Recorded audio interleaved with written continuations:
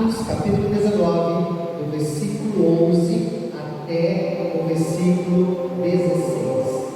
Diz assim: e Deus, pelas mãos de Paulo, fazia maravilhas extraordinárias, de sorte que até os lenços e os aventais se levavam do seu corpo aos enfermos, e as enfermidades fugiam deles, e os espíritos malignos saíam. E alguns exorcistas judeus ambulantes tentavam invocar o nome do Senhor Jesus sobre os que tinham espíritos malignos, dizendo: esconjuro-vos por Jesus a quem Paulo prega. Os que faziam isso eram 7 filhos de Seva, um judeu, principal dos sacerdotes. Respondendo, porém, o espírito maligno disse: eu conheço a Jesus e bem sei quem é Paulo, mas vós, quem sois? E saltando neles o homem que tinha um espírito maligno, assenhoreando-se dos dois, de tal maneira que fugiram nus e feridos, e fugiram para casa naquela hora. Pai, em nome do Senhor Jesus, abençoa-nos com a tua palavra. Ministra, Senhor, o nosso coração. Revela, Senhor, a tua palavra no nosso interior. Que cadeias sejam quebradas na nossa mente, que fortalezas sejam quebradas no nosso coração, que no nome de Jesus, Pai, correntes sejam desatadas esta noite, Pai, e que no nome de Jesus nós possamos, Pai, crescer no conhecimento e na graça do Senhor, em nome de Jesus. Amém. Amém, amados? Amados, nós fomos chamados por Deus, nós fomos chamados pelo Senhor para exercermos autoridade sobre a terra. Nós fomos chamados por Deus para exercer a autoridade do nome do Senhor sobre a terra. Mas o que nós precisamos entender é que a autoridade espiritual, ela não é apenas recebida, ou seja, não vem alguém apenas e coloca a mão sobre a tua cabeça e diz para você: olha, a partir de agora você tem autoridade espiritual. Não, a autoridade espiritual ela é recebida e ela é praticada. O texto que nós lemos, ele está falando de Paulo, está falando de coisas extraordinárias, porque o texto vai lhe dizer que as pessoas iam até Paulo, e Paulo não poderia ir a todos os lugares, e Paulo não podia entrar em todas as casas, e Paulo não tinha condições de visitar todas as pessoas que eram oprimidas ou eram enfermas. Então o que acontecia? As pessoas vinham, elas pegavam o lenço de Paulo, elas vinham, elas pegavam uma peça de roupa de Paulo, e quando elas levavam, e esses lenços eram colocados sobre os enfermos, essas roupas eram colocadas sobre os enfermos, essas peças de roupa entravam em contato com aquele que estava oprimido ou enfermo. O texto diz que as enfermidades saíam e os espíritos malignos fugiam. Paulo tinha uma autoridade na sua vida para mover sobre o mundo. Autoridade espiritual. O que é autoridade espiritual? É a nossa capacidade como cristãos de influenciar o mundo espiritual, de influenciar o reino do Espírito. É a autoridade para vencermos as batalhas contra as forças do mal. Mas para isso, não é qualquer pessoa, não é de qualquer maneira. O texto que nós lemos, ele diz que haviam 7 exorcistas ambulantes. Ou seja, haviam 7 pessoas que viviam indo de casa em casa, expulsando demônios, fazendo exorcismo ali. E eles chegam em determinada casa e eles olham e falam assim: esconjuro-te, ou seja, em nome de Jesus, a quem Paulo prega, sai dele. O texto diz que o demônio olha para aqueles homens e diz: eu conheço Jesus, eu sei quem é Paulo, mas e vocês? Quem são? A pergunta que surge no meu coração nesse instante é: nós conhecemos a Cristo, e nós conhecemos os ensinos de Cristo, nós conhecemos a palavra de Cristo, mas será que nós temos conhecido o Cristo e temos sido conhecidos dele?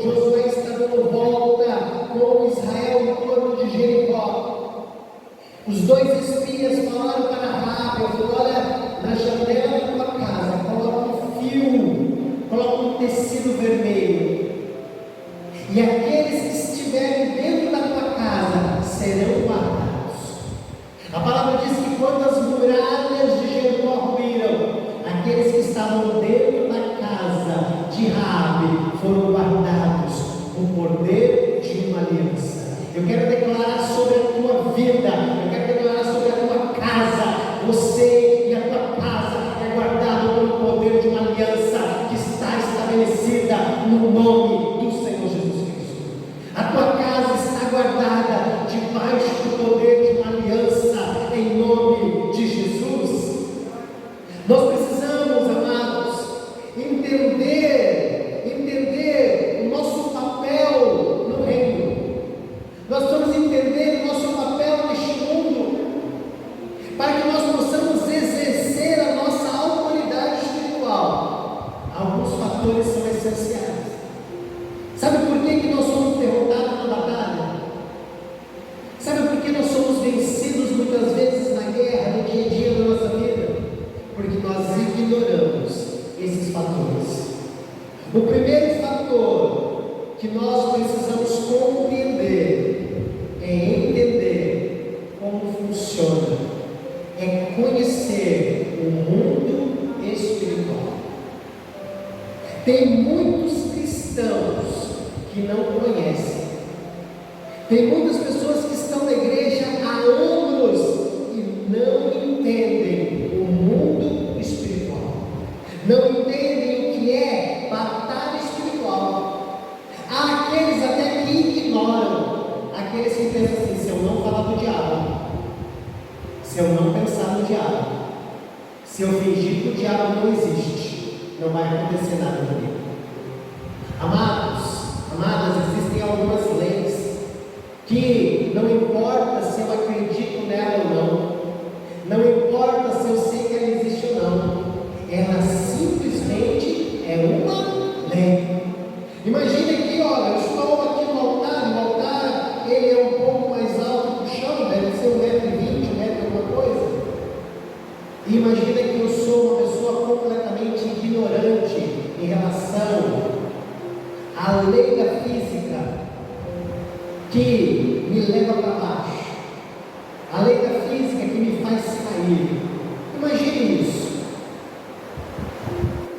Eu simplesmente coloco meu pé para fora, porque eu digo: não, eu vou sair caminhando aqui, não vai acontecer nada.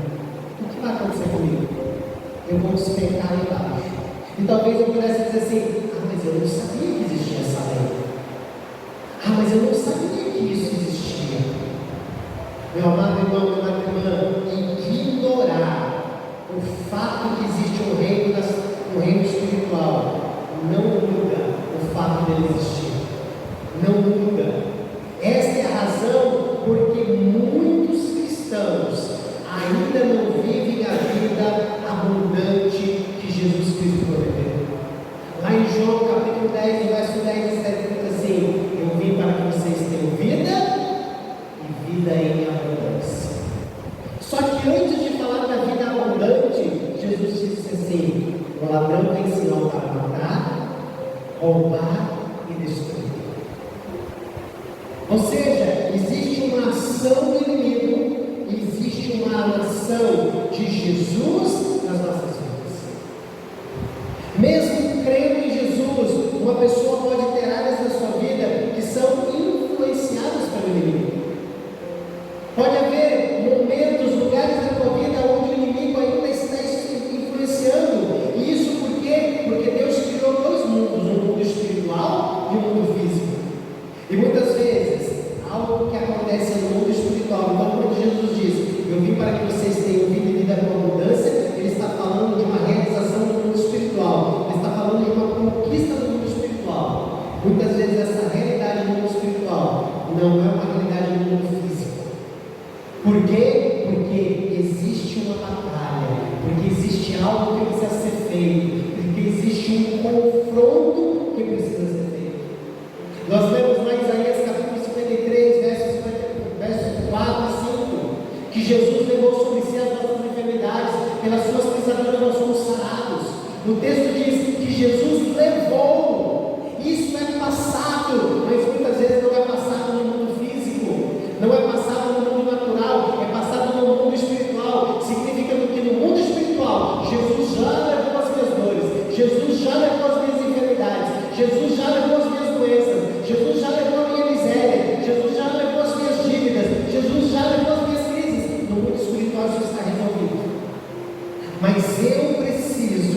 trazer isto para o mundo natural.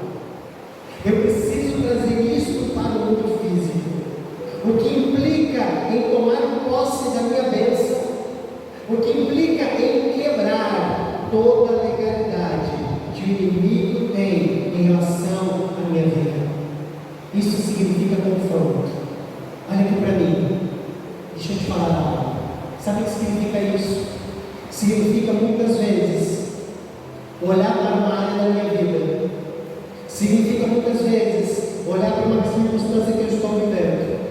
Significa muitas vezes orar e dizer: Deus me abençoa. Significa: Deus age na minha vida, Deus salva a minha família, Deus muda a minha vida financeira. Deus significa muitas vezes ir e pedir ao Senhor.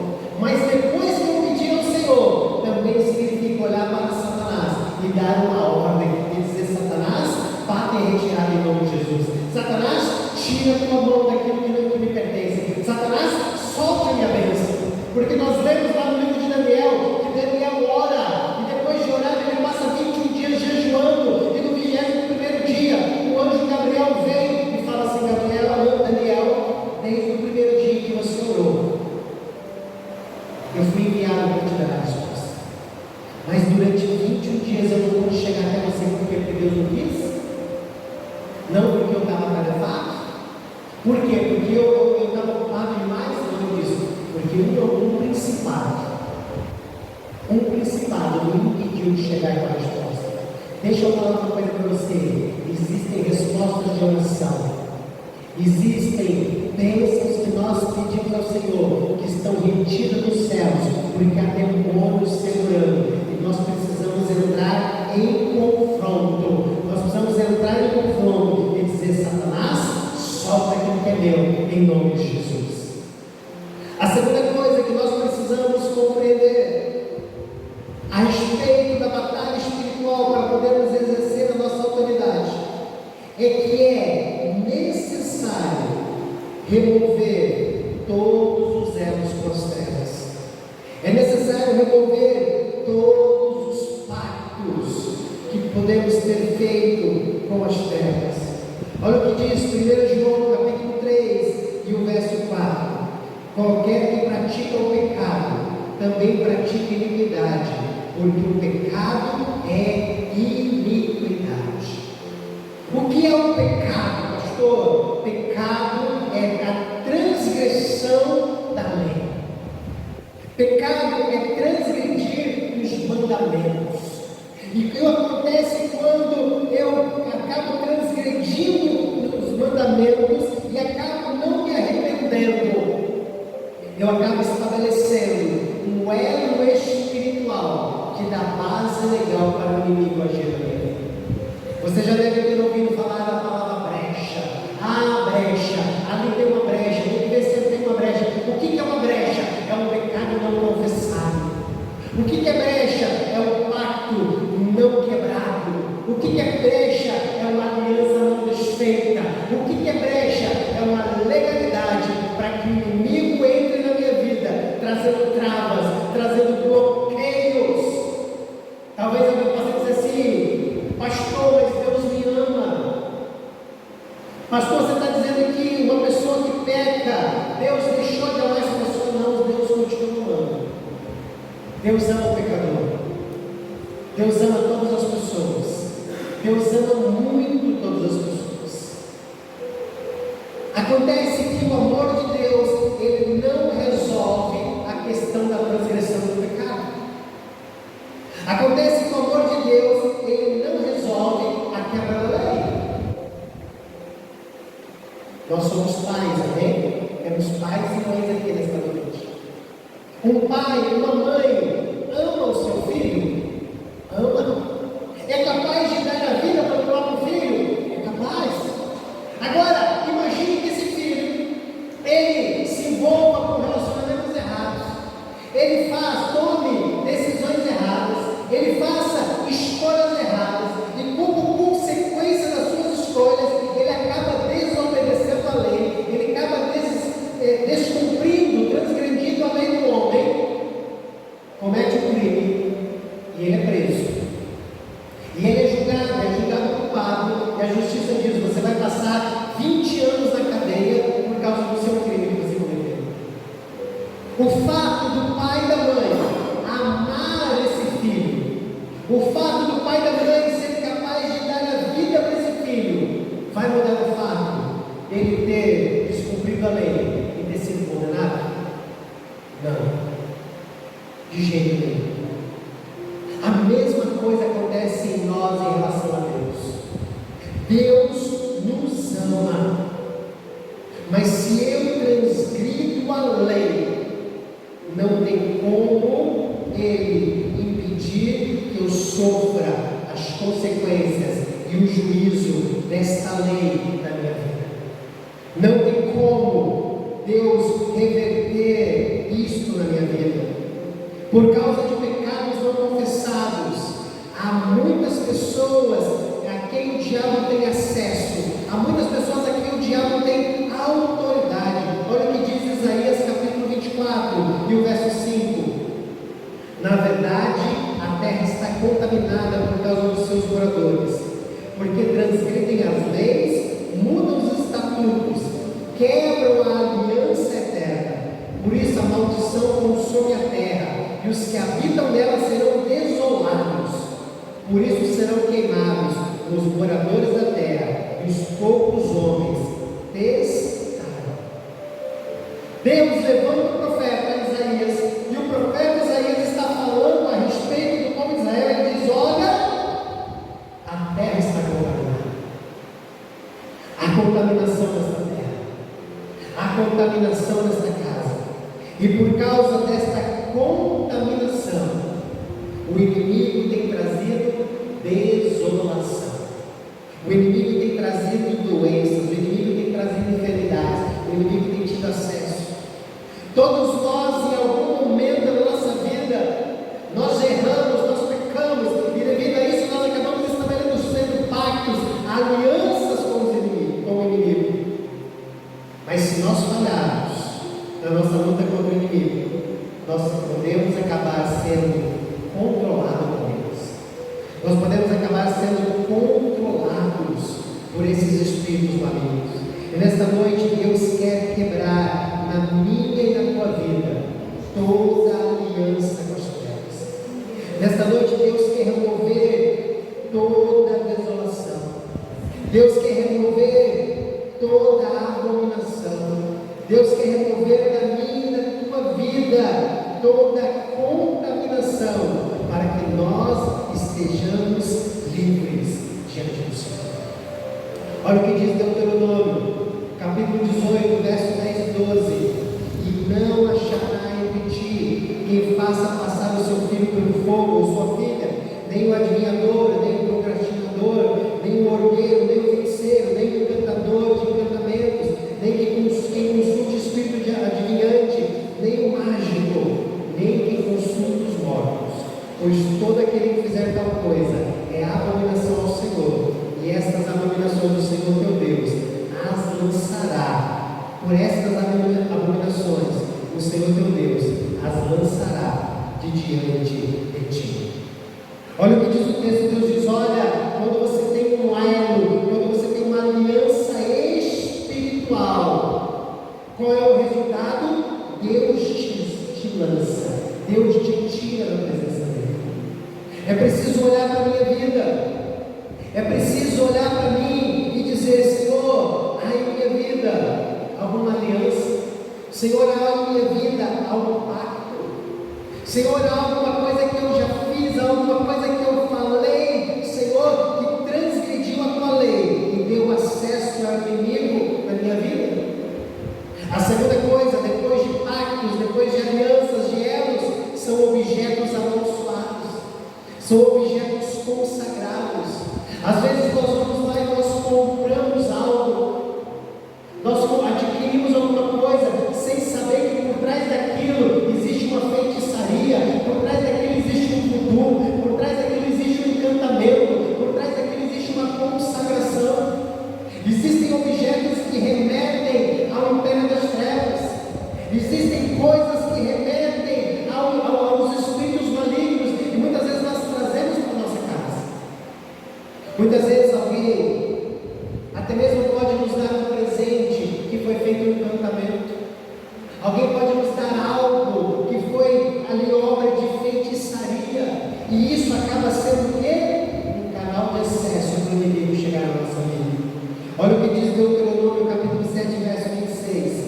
não as meterás, pois a abominação em tua casa, para que não seja maldita, assim como ela, de toda a detestarás, e de toda a abominação, porque maldita é.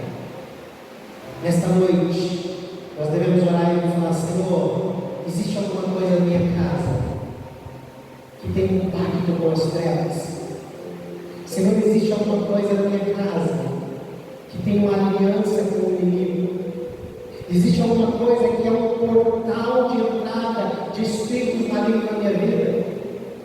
Peça para o Senhor revelar a você, peça para o Senhor trazer esta compreensão para você, para que em nome de Jesus seja quebrado todo o poder das trevas na tua vida e na tua casa, em nome de Jesus. A terceira coisa que nós precisamos compreender é como nós obtemos libertação. Algumas pessoas, quando a gente fala assim de libertação, pensam que libertação é expulsar demônio.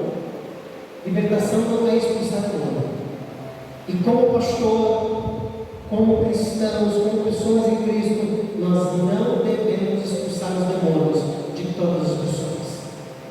Nós não devemos colocar a mão sobre alguém e dar uma ordem para que o espírito maligno saia daquela pessoa sem que aquela pessoa não deseje.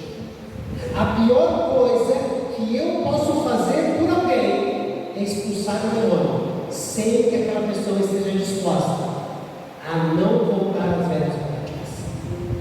Libertação é um processo. Libertação não é apenas expulsar o demônio, não é apenas dar uma ordem para que o demônio vá embora, mas é um processo de quebra de pactos, é um processo de quebra de alianças, é um processo de quebra de maldição, ou seja, é fazer uma investigação, é fazer um check-up espiritual, é olhar para a minha vida e olhar ali e falar assim: quais são as áreas da minha vida onde eu posso ter uma aliança, onde eu posso ter uma brecha, onde eu posso ter um pacto, quais são as áreas da minha vida que eu preciso promover um concerto com o Senhor, para entender como é que os demônios tiveram acesso à minha vida. Uma vez eu estava lendo João capítulo 11, esse texto é maravilhoso, o versículo 40 diz: se tu creres, verás a glória de Deus. É uma promessa tremenda. E um dia eu estava meditando sobre essa palavra, eu estava ali buscando ao Senhor e meditando essa palavra, e eu percebi, eu entendi, porque tem muitas pessoas que estão dentro da igreja, que são salvas em Cristo, pessoas que creem em Jesus, pessoas que oram, pessoas que adoram, pessoas que muitas vezes até estão em ministério e tem uma vida derrotada, e tem uma vida destruída, e tem uma vida de fracasso, tem uma vida de luta. Como que eu percebi isso? Olhando para o texto de João capítulo 11, verso 43 e 44. O verso 43, depois que eles tiraram a pedra, Jesus dá um brado e diz: Lázaro, vem para fora. Ou seja, Lázaro, viva outra vez. Lázaro, receba a vida. A Bíblia vai nos dizer, no verso 44, que Lázaro sai para fora do sepulcro, com as suas mãos e com seus pés amarrados, e havia um lenço em volta do seu rosto. Como Lázaro saiu para fora do sepulcro, eu não faço ideia. Se ele saiu se arrastando, se ele saiu rolando, se ele saiu pulando igual canguru, eu não faço ideia. Mas eu queria que você imaginasse como é você caminhar com as suas mãos amarradas, com os seus pés amarrados e com um lenço no seu rosto. É muita dificuldade. Mas deixa eu perguntar uma coisa, igreja. Lázaro tinha recebido vida? Sim. Lázaro tinha vencido a morte? Sim. Lázaro tinha sido abençoado? Sim. Lázaro tinha ouvido a voz de Jesus? Sim. Mas ele continuava amarrado. Ele continuava sem visão. Qual é a palavra que Jesus dá para as pessoas depois que Lázaro sai para fora? Soltem ele, desatem ele. É interessante que Jesus, ele dá a ordem dizendo: Lázaro, sai para fora. E quando Lázaro sai para fora, ele olha assim: é responsabilidade de vocês soltar ele. É responsabilidade de vocês desamarrar ele. Sabe o que Jesus estava dizendo para mim? Isaac, a salvação, o chamado da salvação, o nascer de novo, eu opero na tua vida. Mas quebrar as algemas, soltar as amarras, despedaçar o jugo, arrancar o véu de sobre o teu rosto, é tua responsabilidade. É por isso que tem pessoas que você ora, você expulsa o demônio, a pessoa vai embora e você fala assim: agora vai. E daqui a pouco a pessoa está vivendo a mesma vida. É por isso que tem pessoas que vêm na igreja, ela faz uma campanha de oração em 7 semanas, ela vai, ela busca, ela ora, ela clama, a vida dela dá uma melhorada. E daqui a pouco ela está vivendo de novo os mesmos tormentos, as mesmas dificuldades.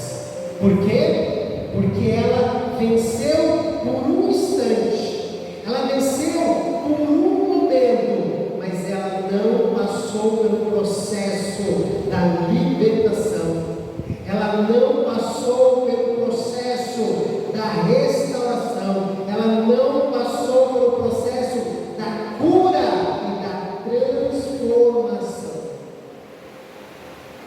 Olha o que diz Jesus em Mateus capítulo 12, verso 43. E quando o espírito imundo sai de um homem, ele anda por lugares áridos buscando repouso, e não encontrando, então ele diz: voltarei para a minha casa da onde saiu. E voltando e achando-a desocupada, varrida e adornada, então ele vai e leva consigo outros 7 espíritos piores do que ele. E entrando ali, são os últimos atos deste homem, piores do que os primeiros. Assim também acontecerá com esta má geração. Olha o que Jesus disse: um demônio está na vida de uma pessoa, e ele sai da vida dessa pessoa, e ele vai para lugares áridos, ele vai para o deserto procurando uma nova casa, procurando um novo lugar, procurando repouso. Mas Jesus disse: não encontrando, ele volta para a vida daquela pessoa. Se ele chega na vida daquela pessoa, e aquela pessoa ainda está amarrada, aquela pessoa ainda não passou por um processo, aquela pessoa ainda não preencheu a sua vida com algo que vem de Deus, aquela pessoa ainda tem elos, aquela pessoa ainda tem impactos, ele não apenas entra na vida daquela pessoa, mas ele traz 7 demônios piores que ele. E aqui existem 2 coisas. A primeira, isso pode se tratar da vida de uma só pessoa, ou seja, alguém cujo demônio saiu e voltou. Mas também pode acontecer de um espírito familiar. O que é um espírito familiar, pastor? É uma pessoa que morreu e o demônio saiu e ele volta para se alojar na próxima geração. Ele volta para influenciar a próxima geração. Você provavelmente conhece famílias que os pais viviam de um jeito e os filhos passaram a viver de um jeito pior. Você talvez conheça pessoas que viviam uma determinada vida que até era uma vida tranquila, até era uma vida abençoada do ponto de vista humano, mas em algum momento da vida dela, sua vida virou e se tornou uma miséria, se tornou um caos. Eu posso dizer na minha fé de que muito provavelmente um espírito maligno que agia numa outra geração, ele veio para habitar nesta geração presente. Amados, nós precisamos quebrar os pactos, desfazer as consagrações, romper com as maldições. E como que faz isso, pastor? Renunciando. A primeira coisa que eu preciso é renunciar. A primeira coisa que eu preciso é olhar na minha vida e falar assim: o que tem na minha vida que eu está em cada vida? O que há na minha casa que precisa arrancar da minha casa? A segunda, eu preciso me arrepender. O arrependimento traz cura. O arrependimento cura.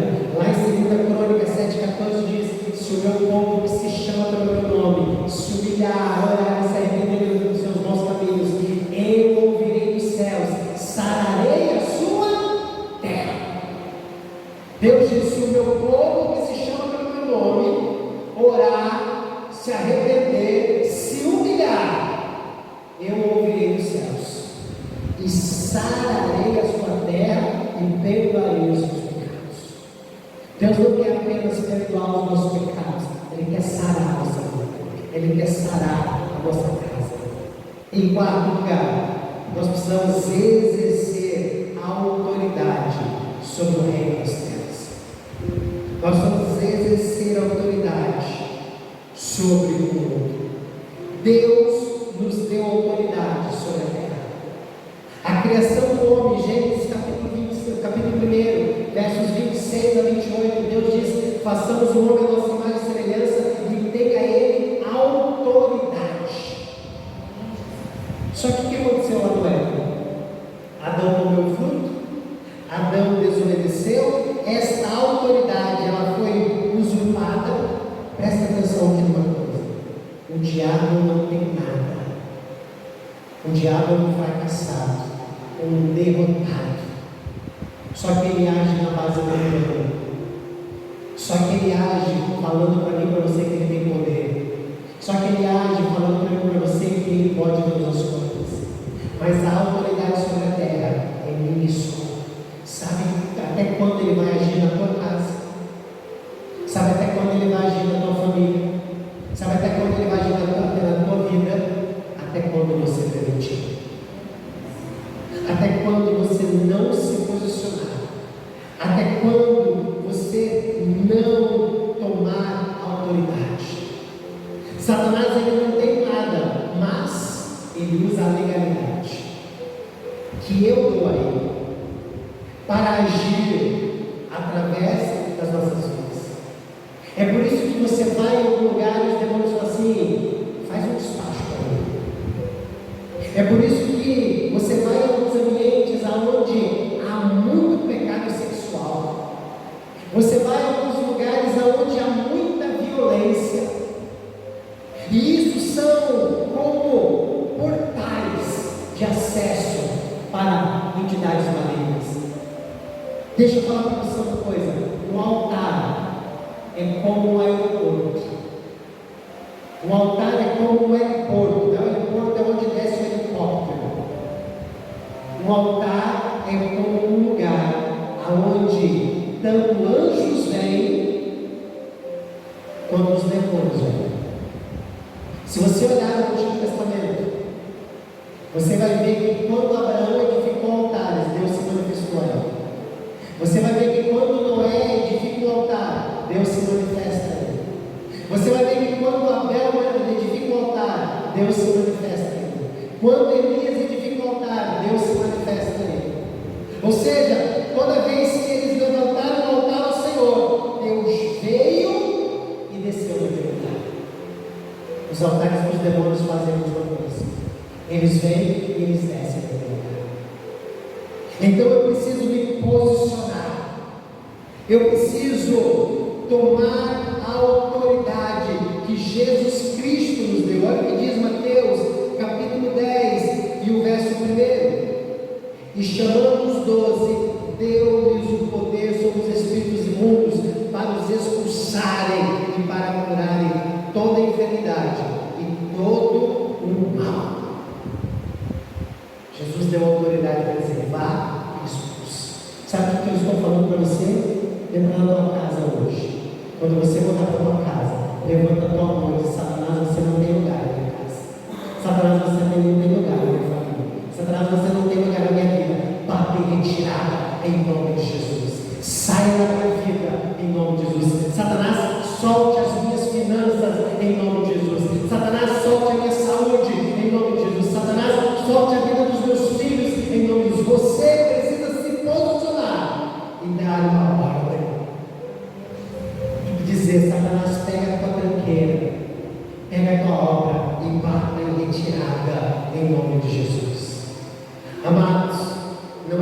possível entrar no reino da luz sem confronto com as trevas.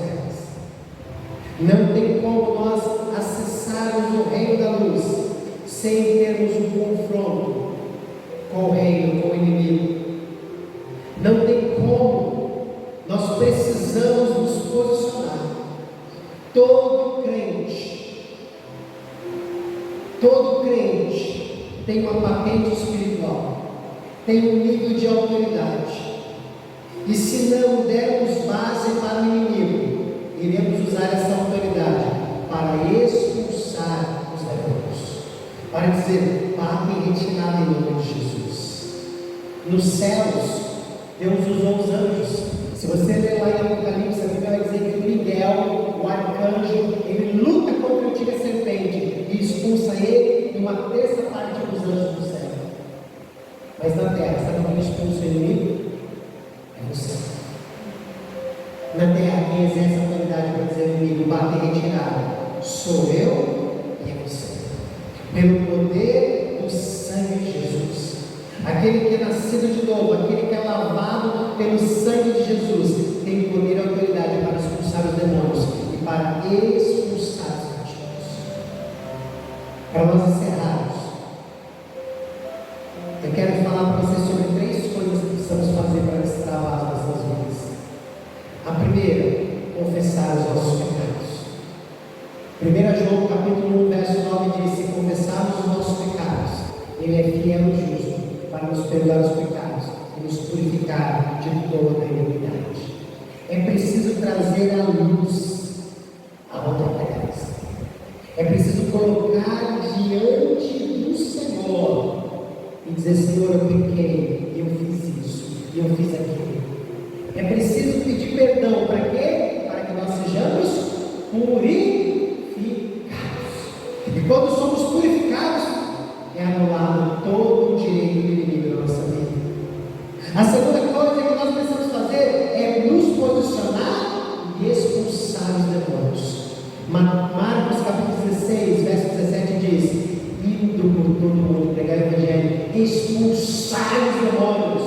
Expulsar os demônios.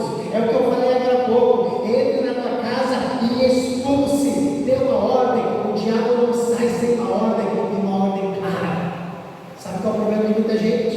É que ele vai dizer: Tiago, sai da minha vida. Tiago, por favor, larga a minha vida. O diabo, para de me atormentar. Deixa eu falar para você: o diabo é igual aquele cachorro teimoso que você tem em casa. O Bob, o nosso cachorro, às vezes você chega em casa e ele começa a pular. Você fala: Bob, para. 2, 3, 4 vezes. Sabe o que ele continua fazendo?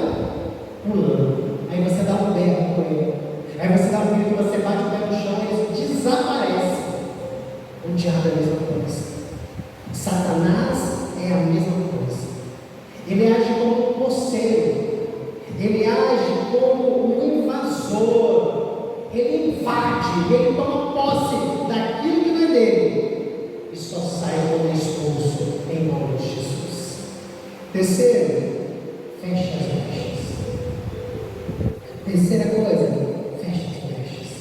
Nós lemos lá no texto de Mateus, onde Jesus disse: olha, o demônio vai, tenta encontrar um novo lugar. Se ele não encontra, ele diz: voltarei para a minha casa. E se ele encontrar essa casa vazia, ele entra. Ou seja, se ele encontrar uma brecha, ele entra. Então, feche as brechas. Confesse. Peça perdão e deixe a iniquidade. Como conquistar a minha vida? Primeiro, confessamos os meus pecados. Segundo, expulsamos os demônios. Terceiro, fechamos as brechas. E se eu me posicionar como autoridade, Deus vai vir me lavar com o sangue de Jesus. Estabelecer autoridade sobre a minha vida, eu vou dar uma ordem ao diabo e a minha vida será transformada em nome de Jesus. Amém? Vamos